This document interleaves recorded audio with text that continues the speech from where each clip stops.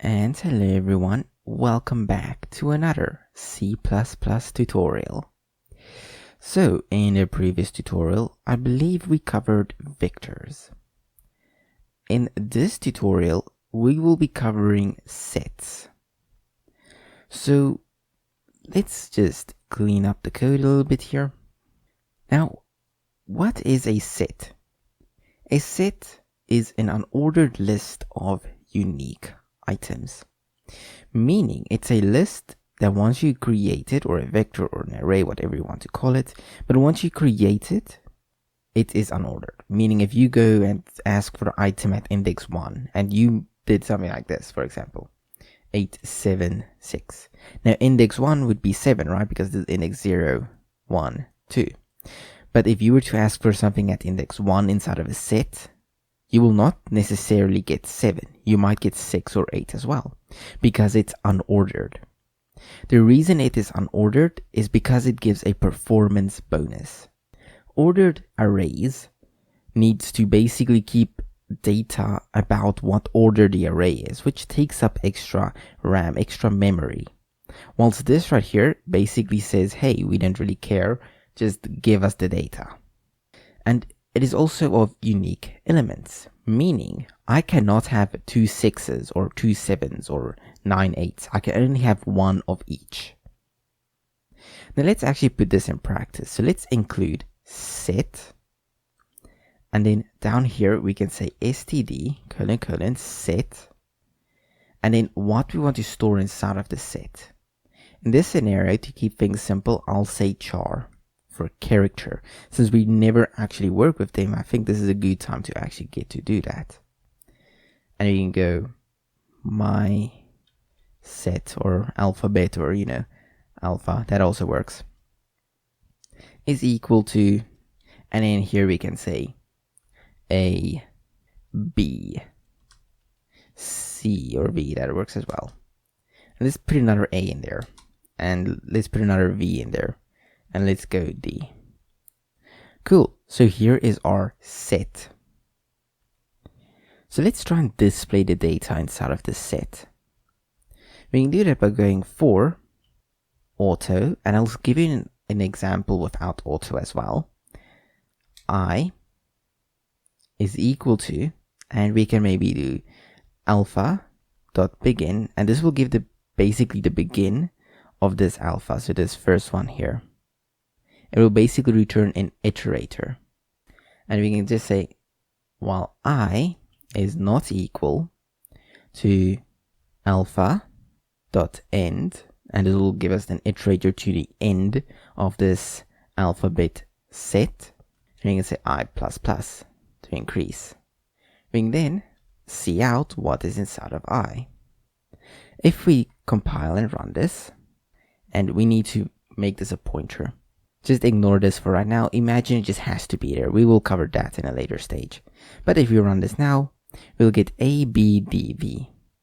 So A, B, D, V, and then A and V are ignored. So as you can see already, it's not always in order, because D is at the very end, but here it is before V.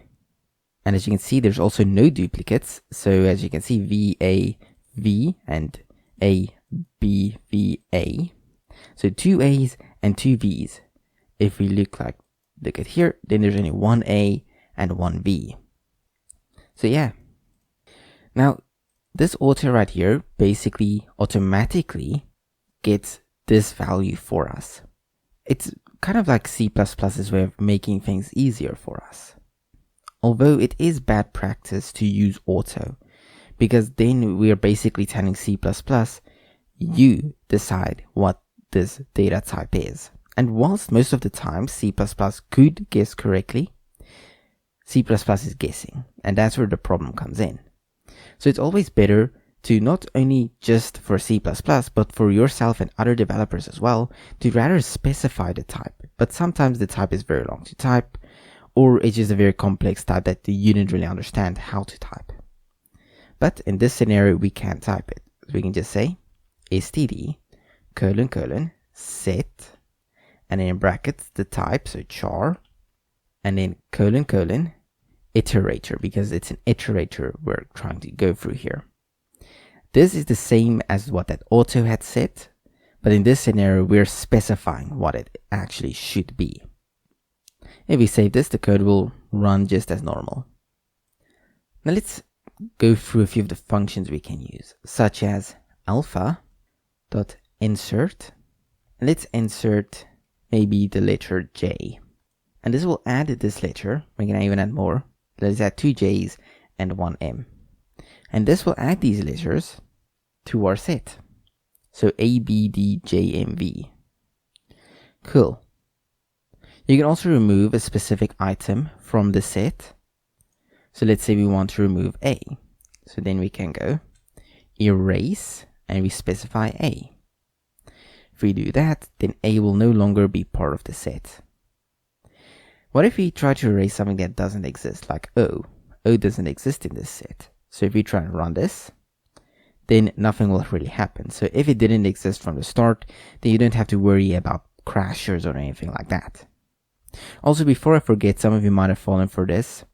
Characters start with 1 quotation mark, while strings start with double quotes. So you should just be careful with that. I kind of forgot to mention it, but a character does start with a single quote and not a double quote. You can also check if something is inside of a set or not by throwing an if statement. So if, and here we can say alpha dot find. We can specify the character we want, for example, C, A, D, let's go V. And in here we can say is not equal to alpha dot end. So if it is not equal to the alpha dot end, that means we have found, because if it's equal to alpha dot end, it basically means it doesn't exist in the set. So here we can just then cout item found. And of course we can use an else statement here if it wasn't. And just like that, we can check if an item exists. So item found, because V does exist. But if we were to try and put something in here that doesn't exist, like P, then we get item not found. So there's a lot more you can do with sets. However, a lot of these data structures, you'll notice, kind of have the same things you can do with them. So vectors and STL arrays and sets, you'll notice a lot of them have the same things you can use with them. Maybe just a little weird quirk here or something like that. But usually they're mainly the same. They just mainly store data in different ways. So I don't think I have to explain a lot more about what we already have here. And I think that's when I'll end the video. Thank you all for watching. I hope you all enjoyed, and I will see you all again in the next C++ tutorial.